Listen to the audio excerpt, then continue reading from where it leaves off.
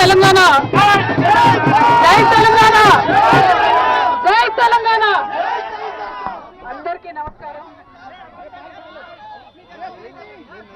5.5 నెలల తర్వాత మీ అందరినీ కలవడం చాలా సంతోషం. ఇవాళ ఇక్కడికి వచ్చినటువంటి టిఆర్ఎస్ పార్టీ కార్యకర్తలకు అందరికీ, మీడియా మిత్రులకు హృదయపూర్వకంగా నమస్కారాలు. 18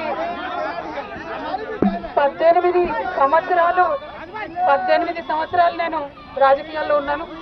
ఎన్నో ఎత్తుపల్లాలు చూశాను. కానీ పర్సనల్ గా నాకైనా నా కుటుంబానికైనా ఒక తల్లిగా పిల్లల్ని వదిలి 5.5 నెలలు ఉండడం అన్నది చాలా ఇబ్బందికరమైన విషయం. ఇటువంటి ఇబ్బందులకు నన్ను నా కుటుంబాన్ని పాలు చేసిన వారికి తప్పకుండా వడ్డీ సమేతంగా చెల్లిస్తాం.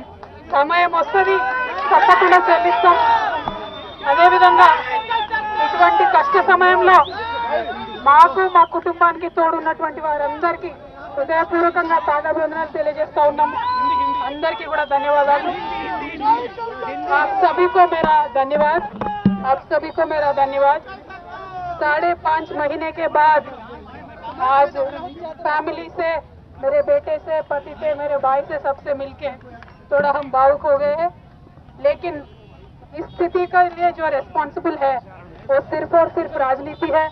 आप सभी जानते हो, पूरा देश जानता है, सिर्फ राजनीति के वजह से हमें जेल में डाला गया है. हमारा कोई गलती नहीं है और ये जरूर हम फाइटर है, हम लड़ेंगे, हम अपने आप को बिल्कुल बेगुनाह साबित करेंगे. Thank you so much. जय तेलंगाना.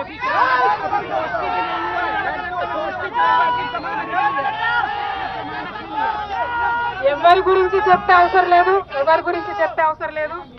మనము, నేను తెలంగాణ బిడ్డను, నేను కేసీఆర్ బిడ్డను, నేను తప్పు చేసే ప్రసక్తే లేదు. నేను మొండిదాన్ని, మంచిదాన్ని. అనవసరంగా జైలుకు పంపి నన్ను జగమొండిని చేసిండ్రు. ఇంకా ప్రజాక్షేత్రంలో గట్టిగా పనిచేస్తాం, కమిట్మెంట్ తో పనిచేస్తాం, అందరితో కూడా నిలబడి ఉంటామని తెలియజేస్తున్నాం. We were always tough. We are fighters. We will fight it out legally. We will fight it out politically. We were always tough. By sending us to jail illegally, they only made BRS and KCR's team unbreakable. Thank you. Jai Telangana, Jai Hind.